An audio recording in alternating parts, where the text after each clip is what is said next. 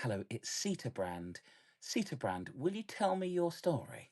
Oh, yes. So there's so much to tell. I'm not sure where to begin. But let me start at the Yeah, beginning, at the like all good beginning. stories A do. very good place to start. Not. um, so I was born and bred in Bombay in India.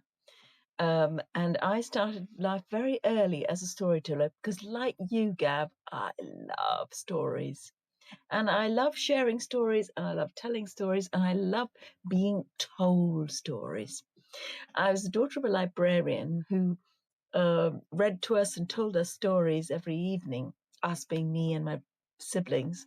And there was a time, even now, well into my teens, I still want to be told stories. And Mum used to say, "Oh, I was worried that you had problems reading," but it wasn't. It wasn't anything to do with that. It was just that I love having a little voice in my ear telling me stories. And now, of course, that you've got the wonderful audiobooks that you've got now in the world, and Audible. I know it's Amazon and all the rest of it, but I do still love Audible. Is I listen to lots and lots of stories, and like you, I also listen to a lot of podcasts because I like being talked to. And in the early hours of the morning, because I'm a terrible insomniac, so I'm usually awake really early, is I put my headphones on and disappear into a podcast or two, sometimes even three. I think I've got to the stage where I very rarely listen to song-based music. The music, if I listen to music, is just straight music, contemporary classical, but the human voice, whether it be podcast or an audio book, that's the where I find great comfort and great peace. And I'm sure, but like you tell stories to a lot of young people as well. People tell me all the time that young people don't have attention spans and don't listen, and that is not my experience. No, I I th- do. and if it's good, they'll listen. And that's great. I really missed the point where I stopped talking, telling stories to my own children. So I'm really glad you've extended that. So when did you become, or did you allow yourself to call yourself a professional storyteller? What was that Well, journey? I went to university to do drama because I wanted to have my name in lights in Leicester Square, be an actress and all that. And in those days, you'd see jobs advertised in the stage because this was back in the like 1980s. And I saw a job there, and it said storyteller, and I thought, oh, I could do that. And I went and I got the job. And so I spent several years, you know, tramping around schools and theatres and libraries, telling stories with a company called Common Law Storytellers and Musicians. And we were an eclectic bunch, and it was a lot of fun. And I learnt lots of new stories, and it just served to further kind of light that flame inside me about the joy of stories. But it's not just any stories. The stories that I particularly love are folk and fairy tales, and these traditional tales and wisdom tales. And what I find is that mm, there's something heartwarming, special, and there's something to reflect upon, to think about, to consider, and that's why I love them so much. And even as a child growing up, I'd said, my mother was a librarian, and I spent hours in the school library because that's where she was the librarian. We had to wait till she'd finished work before going home. And I spent my hours at 398.2, which is, of course, folk and fairy tale for those For your who Dewey Decimal fans. Chewy Decimal. Yeah, because it just was there was always something magical to um, uh, to be entranced by, and I still love them. And in fact, the bookcase behind me is literally full of folk and fairy tales from the top to the bottom. And I'm always looking for and finding odd collections, and sometimes they're quite strange tales. Um, and whenever I go somewhere, I'm going traveling. So recently, I went to Bhutan, and I picked up this. You see, Folk Tales of Bhutan, which is only Okay. distributed in Bhutan. Um, they're very culturally specific because I've been looking for ones that I can translate for a UK kind of audience, but they're very culturally specific. Um, and so, yes, what was your question again? You had said that how did I come to Where do did you what I do? start? Yeah. Yes, so that's where I started, and so it was always there, and then I did the storytelling for a few years, and then I went off and I was an actress and a theatre director and a bit television and I was a consultant and just a whole myriad of different things. And then about nearly 20 years ago, about 17 years ago, I moved up to settle in North Yorkshire in the Yorkshire Dales. And I moved up here for a kind of quiet life. um, You and don't you don't come across as someone who's got a quiet life, Sita. And I don't see no, you very often, and it's always a delicious pleasure when I do to get to work with you. But a quiet life is not how I would describe what you do. no, So no, skip to this bit now before we go back into the story stuff. And I do have some yes. questions.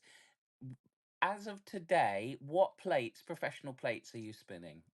Projects and jobs and Okay, well, I'm running Settle Stories, which has a number of arms because we run Stories for Schools, Storyversity, the Yorkshire Festival Story. I'm also a Buddhist prison chaplain, and I'm doing a diploma in Buddhist prison chaplaincy. I'm studying to be a Dharma teacher in Buddhism in the tradition of the Plum Village tradition, which is of following the footsteps of Zen master Thich Nhat Hanh.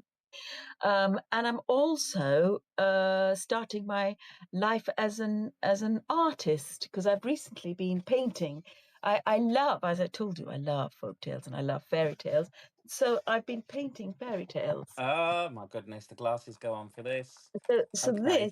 this started in pandemic, and I was doing some work on working with. I was doing a Hold them course. up again. Tell us this, but hold them up Okay, again. Give us a bit of time with the pictures. And there's a all few right. people Okay, so joining here's us now. another one. Here's another one. So Right. it's oh okay, right. This is the quiz. Rapunzel, Rapunzel, let down your hair. Correct. Yes. And this one. um I should know. Yes. I should know. Anybody, because there's people in the chat. If you identify them, you can say hello Barry, hello Leonie, hello Kelly. Is it? No, wait, no. Is it a version of Hansel and Gretel? No. It is. It is Hansel and Gretel. I know. Yeah, Ah, that's nice because it's an inversion of that. Okay, nice. What we're this seeing is one of here. my favorites.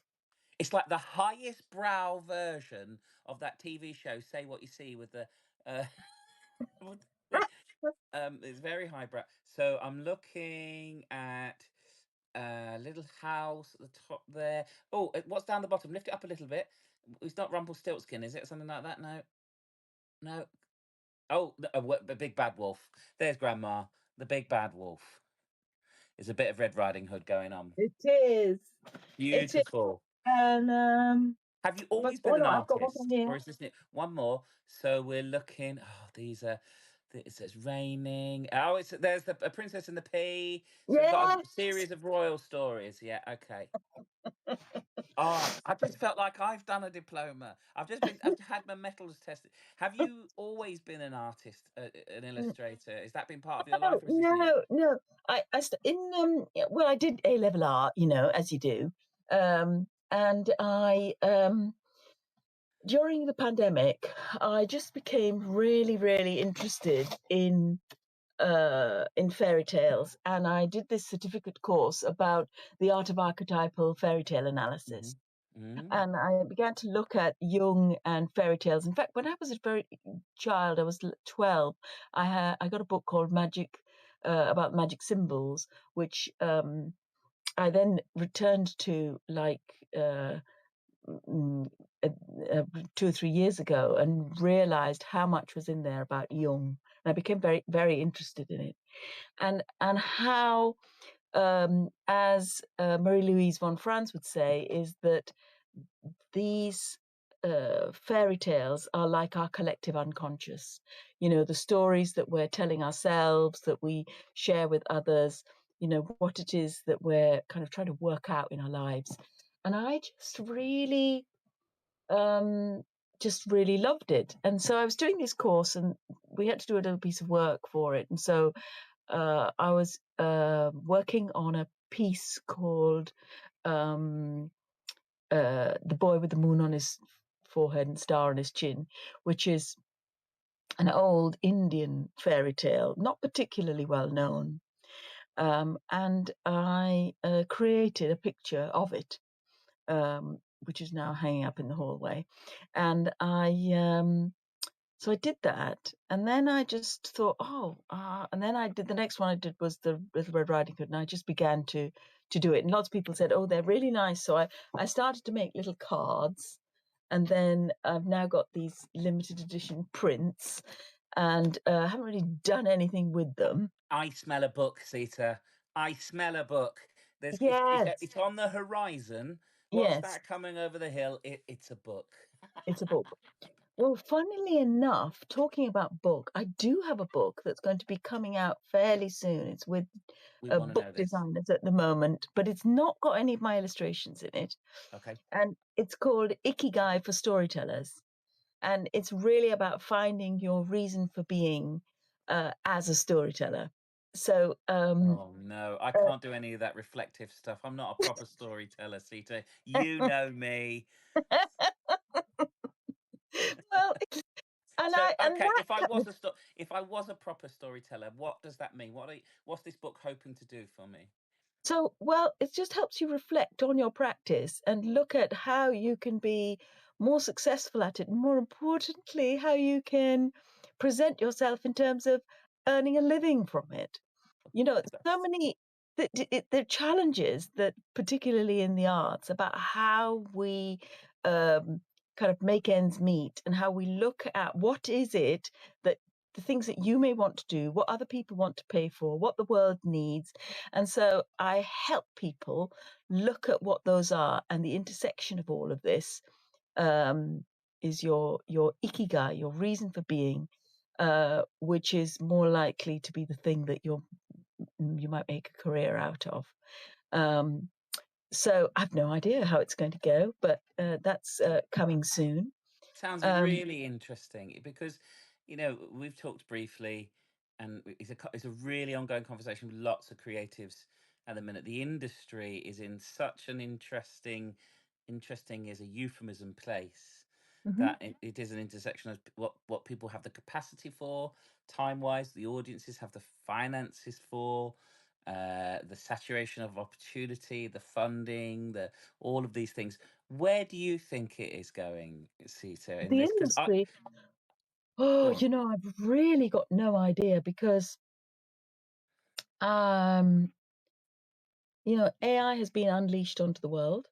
And I think that's having a huge impact on creatives. And we do have to be alert to the challenges that are being presented, particularly around, copyright and IP, and how we're treated in terms of what our offer is. I did think it was really funny that people got upset. ChatGPT lot got upset that Deep Mind, was it Deep Mind, whatever it is, The the Chinese one, Chinese yeah, one, was trained on ChatGPT, and they went, "Oh, outrageous." And I'm yeah. going, "Yeah, but you kind of trained it on a lot of our work I too, know, so I know. like, stop laughing."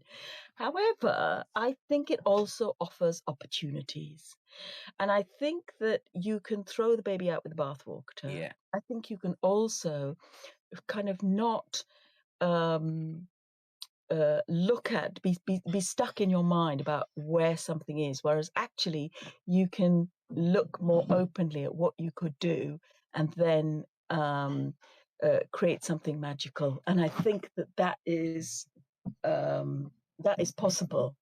And we don't know what we can do. We've, it's actually still in its early days, and even those who are at the sharp end of the development of AI don't know what the capacities are and what the opportunities are. And there are dangers. I'm not saying that there aren't, but I think that there are also opportunities too. And I think, you were saying, well, what direction, where are things going? Oh, if I had, a magic ball and I could see the future, then, Crystal ball, I'd yeah. probably be a millionaire, but I'm not.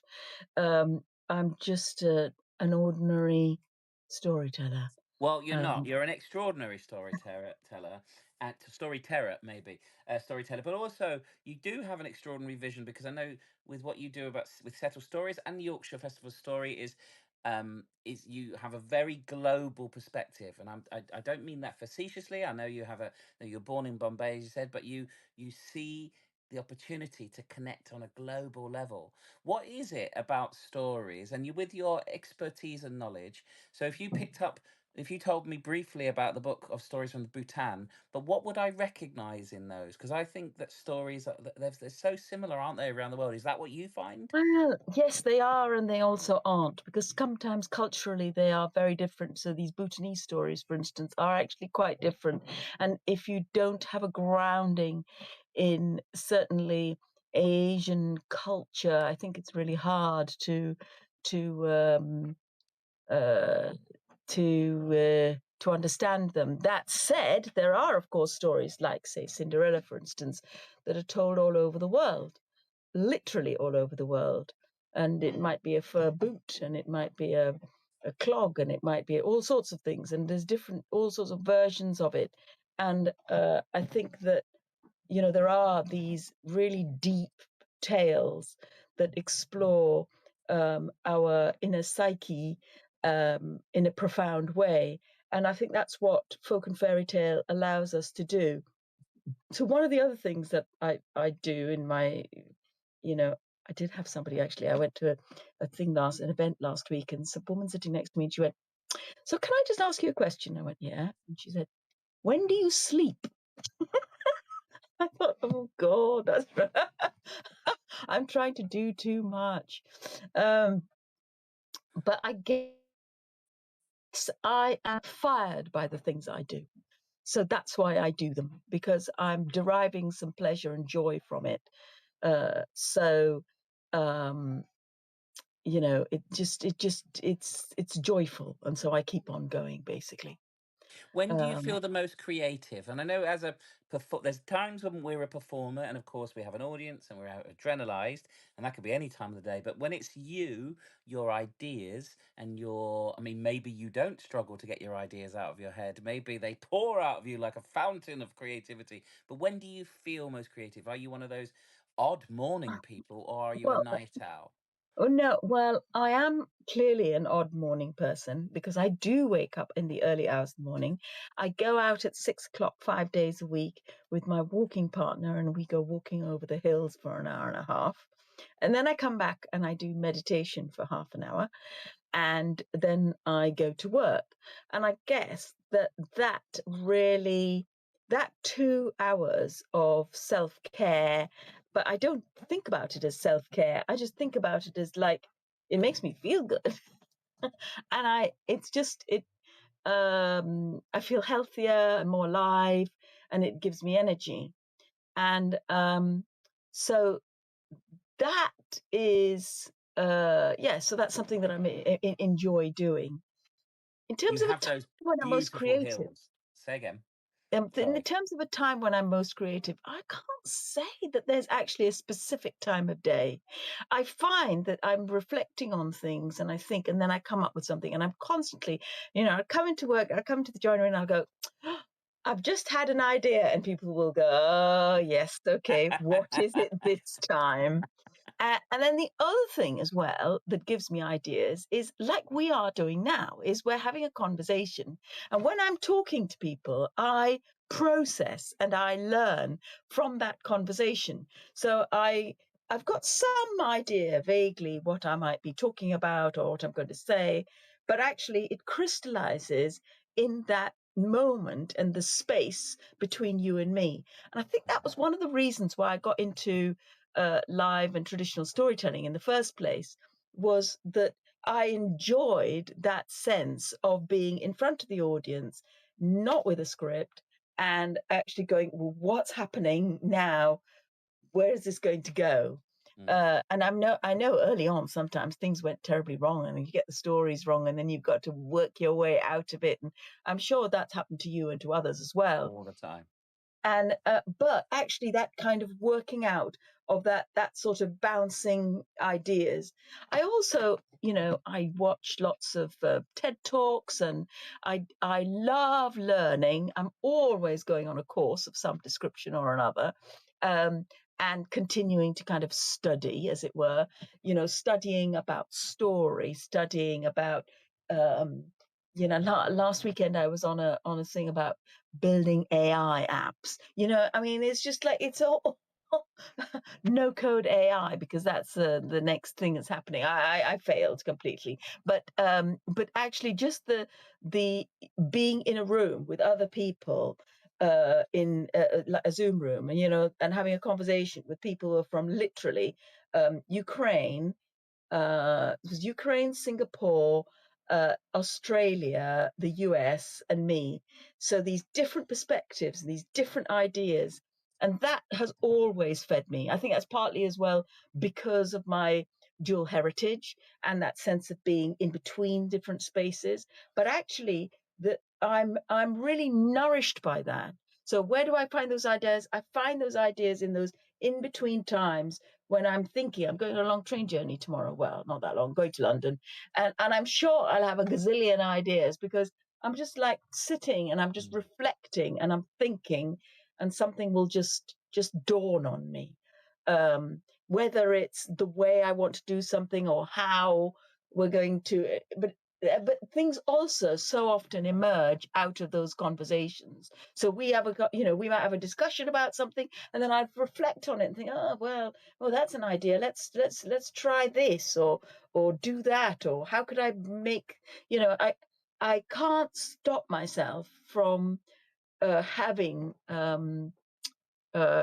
crazy ideas, which is how the painting and things started as well. Was that I just thought, oh, and is this style of painting is it comes from an area of India called Maharashtra, which is where Bombay or Mumbai is the capital of Maharashtra, and it's the Warli community, and they paint these very traditional paintings, which used to be on mud huts, Show and us I can again. remember. Show us again.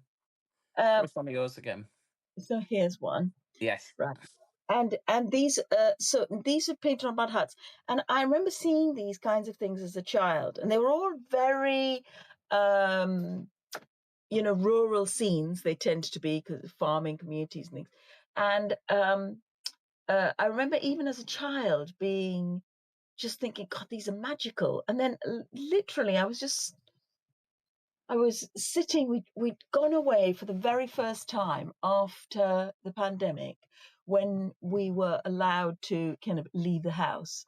And we went to a little Airbnb in Northumberland. And every day we were just going out for long walks and watching the sunset and, walking the dog. And I had my fairy tale books with me. And then I just thought, oh, I know what I'm going to do with this project, and I have no idea. So I spend a lot of time sort of thinking. I have no idea what I'm going to paint until I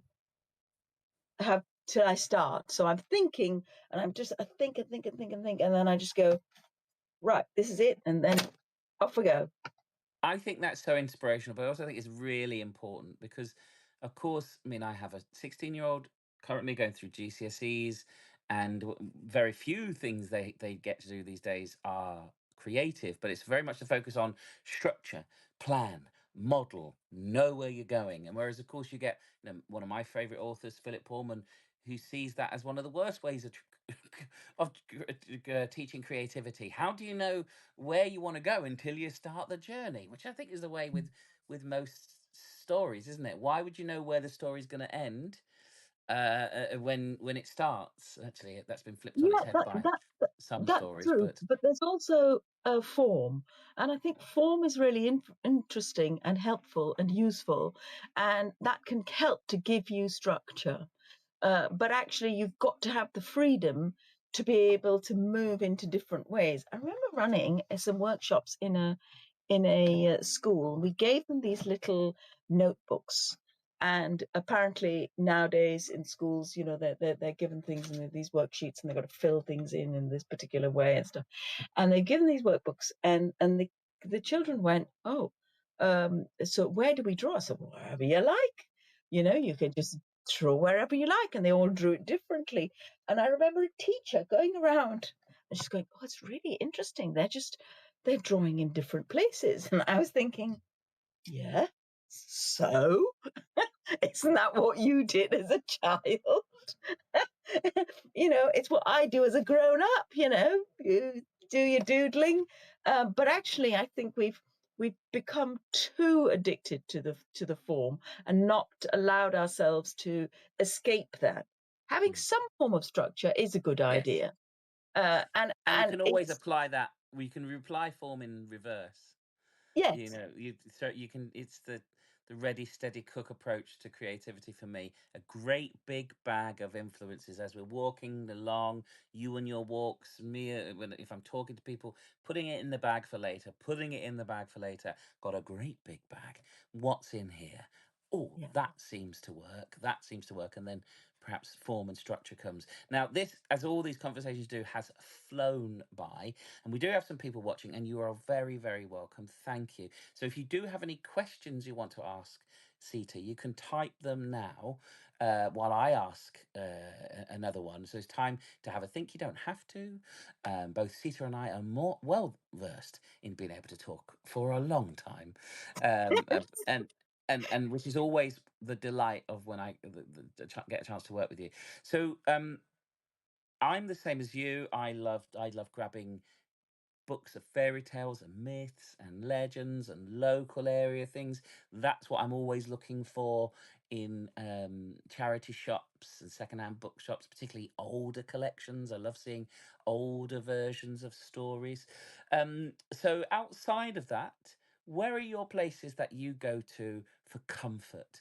For it's like, right, I need to get work out of my head. I need to get that. I need to get Grantium. That's a very niche reference out of my head. I need to get all of that out, I and know, I and it's just been need. a nightmare today because you couldn't log in for all Yeah, I've those seen it. poor I've seen people. it online. I saw yours and others. Um, so it's to not to exclude. Grantium is the portal that the Arts Council use to report and to apply and all the above. But where's your comfort place for culture, stories, books, music, TV? I do not believe in guilty pleasures. If it brings you pleasure, what is it? Well, I do love walking, and that continues to be a huge pleasure. I do watch trash telly, and I Good. have What do you watch? It's the trash we want to know. Don't be I watch embarrassed. I watch a lot of true crime. But they have structure, don't they? A very satisfying It's structure. very. I love true crime, and I also love cozy crime. So Okay. I so don't know what the difference is. oh, completely different. Cozy crime is like Beyond Paradise, and Ah, you know, right. Okay. okay, Oh, so and it's like true crime is like you know the new thing that's come out on Netflix about Fred and Rosemary West and things like that. okay. So And I cozy crime is dead people in a sunny place. sometimes it could be in a cold place, but it's all Oh, gentle and nice. okay. Oh, nice. A nice place to be murdered with a It's a candlestick. I very get nice place to be murdered or disappear or all sorts of things. Yeah, certainly. Really, And really is good. it and is it the satisfaction that with these, and I understand why, and I've seen them and I watch them sometimes. I don't necessarily seek them, but I get the satisfaction because as soon as I start, I have to see the end, And I love it in that kind of Agatha Christie way when everything goes, oh, let's tie that in there. Satisfaction. Oh, that's done. Right, now I can get on with something else. Yeah, so now that is true for cozy crime. The Okay. thing about true crime, though, is it's really about psychology. It's Okay. about individuals doing things that we would never do, and that's actually Hopefully. within our deep consciousness. It's like the hell realms. In Buddhism, we talk about the hell realms, Tell me. where there's the hungry ghosts and you know, that's where things are not good. But actually, when we can face our shadow, Yeah. I think we can also find ways of making sense with the world. And I guess as a chaplain in a jail, I meet people who've committed these dastardly crimes, and they're just like you and me. They're just as frightened, scared, have all of the challenges of being a human, and the difficulties that they face. And you know what? They also love stories and fairy tales. Mm. That's a brilliant. That feels like tying it up into a nice bow. What have you got going on, Sita? Just to start, as we start to wrap in and say, throw any questions if you've got any. I'm trying to see them. The app isn't always very good. What have you got happening? What projects? What are you looking forward to? Of course, you're just starting to pull together and shape the big autumn project. Of course, the Yorkshire Festival of Story, Yep. and most of that is online, so you can be anywhere in the world and interact with that. What Yeah, else? pretty much everything for Yorkshire Festival Story is online. That runs from the 3rd to the 9th of November. We're also got a really big project called Stories for Schools, which we've recently launched, taking into schools. We run lots of CPD sessions about that. In September, we're running a wonderful project with Msitu Mondoto, which is a company based in Kenya. And we are doing the first live stream of an event from a cave complex in Kenya, and it's a special cave because it's the only cave. Well, it is the cave with the oldest human burial site in Africa, and Wow. so yeah, really, really amazing and wonderful. So we've already had a kind of retreat with artists and residency, working with artists from Kenya and the UK, and we're going out again to kind of uh, to finalize the project, and we're going to be um yeah there's going to be a show where we're making an EP. That's exciting, and it's also exciting because we're going to be live streaming the event um to anybody that wants to kind of log on. So those are the kind of big things that are happening at the moment. My book, of course, is going to come out in the next few weeks, and I'm trying to find time, carve out a little bit of time to do some more painting. That's the thing that's suffering at the moment, is not enough painting time. You said what is it that you culturally supports you, and actually the painting time is really special and important to me. Brilliant. And that is so, and thank you for sharing them and thank you for telling us so much. I think it was a perfect whistle stop tour from that start in the amount of people that I've talked to over the years who are involved in stories and creativity and sharing who who immediately use the word library. And I know it's connected of course with family, but libraries are so loom so large in so many storytellers and communicators and creatives' lives, and long may that reign. Thank you for your time. If you're watching this Thank back, you. there'll be links to Sita's projects and her work and Settle Stories, and there's so much there. And follow Sita, of course. Find out more about this book. I'm very excited about that. Sita, thank you so much for your Thank you so time. much, Gav. It's wonderful, and thank you, everybody. Thank you so much for joining in and watching. And follow Gav because he's got great conversations. So, what have you got coming up next, Gav? Well, next week I've got Mima Mima Cornish is a mystic, and she's a herbalist and an artist, and she makes incense and she tends a medieval herb garden. And we've worked together as she's a meditative artist, and I'm as a storyteller. So that's exciting.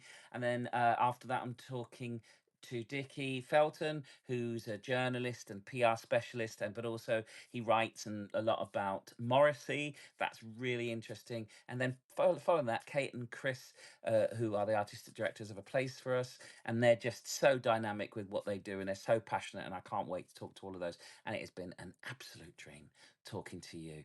Thank you very much. And I Thank want to see you. more of your pictures. I genuinely do love them. Good. Well, thank you, everybody. Thank you, Sita. Oh, I'm going to click you there and say bye. Give us a wave as you say bye now. Bye, Bye. everyone. Lovely to see you. There we are, Sita Brand there, and I have had the just the absolute distinct pleasure of working with Sita, and it is just a powerhouse day of conversation. Barry, I can see you. Thank you very much. Yes, good night to you, Barry. Thank you for your support. I tell you what, while we're here, what are you reading? What are you watching? What are you enjoying? What's your comfort place? If you're here, let me know. I'd love to know what's exciting you. If Linny's still here, who was the first person, her book, her latest book. Look, I've got it. I haven't had time to start it yet because I'm trying to carve a bit of time. So the very first person who told me their story, Linny Harrison, their book is in my hands, and I can't wait. And so precious is this book. I'm just wanting to carve a proper time to enjoy that. So isn't that fantastic? A few weeks ago we talked about this conceptual thing, and now it is physically in my hand. The first book, of course, is still available, and there's an audio version. If you've got a subscription on Spotify like I do, the audio book of the first one is on there as well. So that's exciting, isn't it? No, thank you, Linny. I'm very much looking forward to reading that, particularly now I can sit in the garden and do it. Right. Take care, everybody. Come back for Mima Cornish next week, 8:30. Subscribe and you'll get notifications. And of course, we've just started doing this, so tell someone about it. Invite them, and we can always have an after party. We can always have a natter on here. I mean, cut that out as well when it goes onto the main one. So come and chat, share, promote something you're passionate about.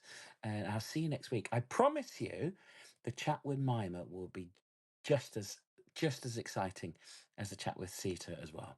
Right. I think I need a cup of tea now. So many ideas. I wish I could draw. I wish I could paint. I'm very envious. Bye bye.